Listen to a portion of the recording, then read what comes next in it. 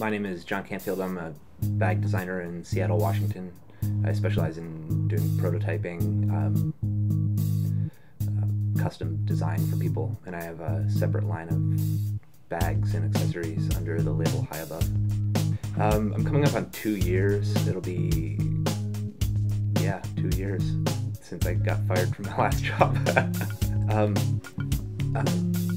A good friend, Dan, had a ski company, and he was thinking about making a pack, and he had a bag that was kind of somewhere down the line between being ready for production and not.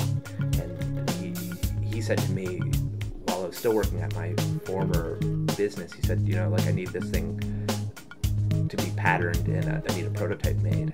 And and I agreed to do it. And I also prefaced it with him that I really didn't know what I was doing. He's like, that's okay, you can learn. And from his entrepreneurial standpoint, it was what you need to know, you will learn. And so he gave me this project, and right as that project started, I was fired from my last job, and for bringing my dog into work. And I remember calling him and being like, Dan, I'm so screwed. I don't have a sewing machine to use anymore. I didn't have one at home. And he said, you should go get one. And I remember thinking oh wait, that's so simple. But his entrepreneurial spirit was saying there's nothing that stops you. There are things that slow you down. And it's the way you deal with them, and it's the way that you move past them. And that was an eye-opener for me, because self-employment didn't really seem viable. And now I realize that there's no other way. There's no other way. That I couldn't really work for anybody else ever again. Maybe not ever, but not anytime soon. I love the challenge of being given a problem and not knowing how to solve it, and knowing that I will learn through the process. If you're in a job that is, doesn't pay what you want and doesn't give you the satisfaction you want, or it does, and the people that you're working for don't appreciate that for the people that dump their heart into their work and their boss doesn't see it or doesn't care, that I would highly recommend to those people entrepreneurship.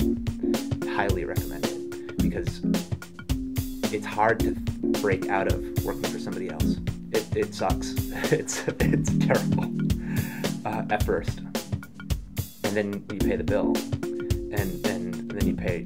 You're able to pay rent, and then somebody gives you a big job, and all of a sudden you're creating something big. Yeah, that's it. That is it. It's that tipping point. I don't even know if I'm past it. Maybe things are gonna blow up in my face. Of course you're gambling, but you have to be okay with that. You're talking about balance, and I think I agree. You can't really know what reward is without risk.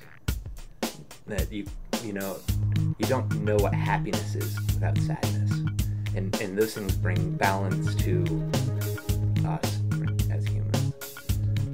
I never thought about that. I wouldn't just tell myself to change anything, so maybe I would just say, this is going to be harder than you think it is, but it's going to be vastly more rewarding than you'd ever hope it would be. And that's true.